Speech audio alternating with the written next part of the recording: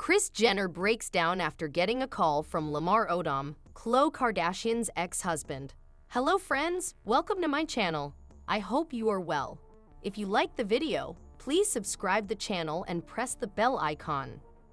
Kris Jenner got emotional on Season 6, Episode 2 of The Kardashians when she learned that Khloé Kardashian had reunited with Lamar Odom after nearly a decade of not speaking. Kardashian called Odom the love of her life in Kardashian's Season 6 premiere, but their marriage, which lasted from 2009 to 2016, was tumultuous. Odom admitted to infidelity and also struggled with drug addiction.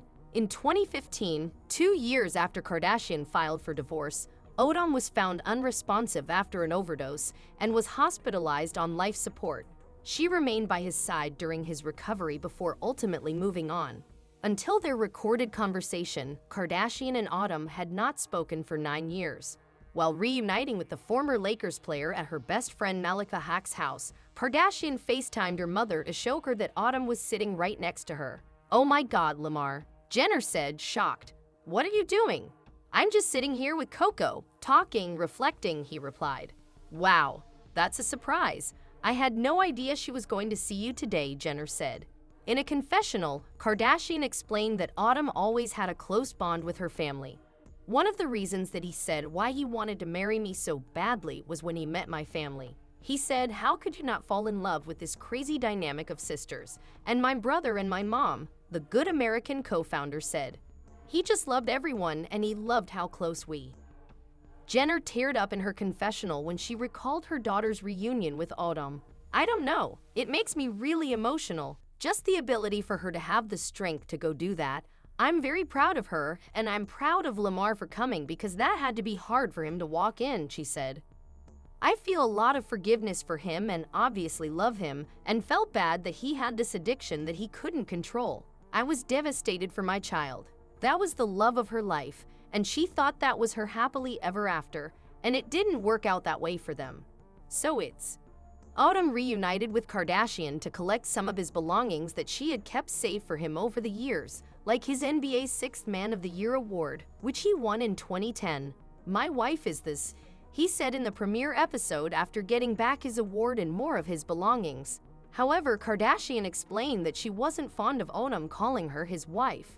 "Him calling me his wife. Words are empty," she said in a confessional. This article was originally published on toda.com. Bianca Censori's family continues to worry about her. "We mean she isn't out of her gilded cage yet." In case you haven't heard, news broke on Thursday that the architectural designer broke up with Kanye West. She reportedly walked away from him as she could no longer stomach his most recent deplorable behavior. You know, when he went on an anti-Semitic rant, called himself a Nazi, declared his love for Hitler, and sold swastika shirts on the Yeezy website. A rep for the couple, Milo Yiannopoulos, denied the rumors Bianca and Kanye are divorcing. However, this feels like damage control, especially since insiders say Ye believes Bianca will come back to him. So we aren't at all convinced everything is fine between the couple. Unless Bianca steps out with him or says they are together, it looks like the pair are over. And you know who is crossing their fingers those reports are true. Bianca's family. Her parents, Leo and Alexandra Censori, have been concerned for their daughter for a while as they have had to watch her parade around the world in barely any clothing or straight up nude, as we saw on the Grammys red carpet this month. They have never been the biggest Kanye fans. Reports have repeatedly stated the two believe the rapper is only using her for his own personal gain. And their opinion hasn't changed. However, Leo and Alexandra feel there is more to the story behind his reasoning. A family friend told DailyMail.com on Friday, "If they were out there begging for their daughter's freedom, would it change your view of Ye? It doesn't matter, of course, because they aren't saying anything." According to the pal, the only reason they haven't been more vocal about the situation is they think it would be easier for everyone if less was known and less was said. And we've seen how tight-lipped her mama has been, even after the naked Grammy stunt. Alexandra and Leo also kept their mouths shut, even to other friends and family members at Bianca's request. Her mom and dad's silence has not helped anyone but Ye, though, as the source pointed out. However, the insider shared that Alexandra is close to reaching her breaking point. All she and Leo want is answers about what is going on between Bianca and Kenny and his motivations behind all these stunts, yet they get nothing. The only thing the parents can come up with is that the Yeezy owner is using Bianca in a plot against his ex-wife, Kim Kardashian. Whoa, the pal explained. Bianca's family still doesn't know the full story of their relationship or why Kenny is doing these obscene public gestures. They have gone back and forth on what Kenny's motivation is, and the most common theory is still that Bianca is being used as a pawn to embarrass Kim Kardashian. That is awful and so gross, if true. Ultimately, the source said Alexandra and Leo no longer recognize Bianca. She's not the smart, independent woman they once knew. Remember, she's a trained architect. What makes the situation worse is that they feel she is no longer herself and did all this for a man who may have never had a genuine connection with her and is hung up on his ex. Oof, the pal shared. The Sensori family fears Kenny is still obsessed with Kim and doubt if he has ever been genuine with their daughter.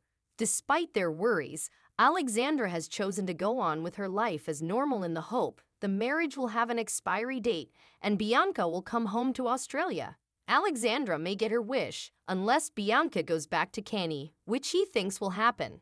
If that is the case, we'll be disappointed, just not as much as the Sensori family. Reactions, Precious readers? Do you also think Kenny is using Bianca to humiliate Kim? Sound OFF in the comments. T title of the second episode of the Kardashian Season 6, I Don't Erase What Happened, is a quotation from Khloé Kardashian's reunion with her ex-husband, Lamar Odom.